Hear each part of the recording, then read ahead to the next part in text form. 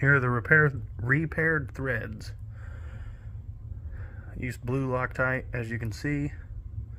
I'm also a little shaky, as you can see. Here it is with the bolt going in. Zoom out.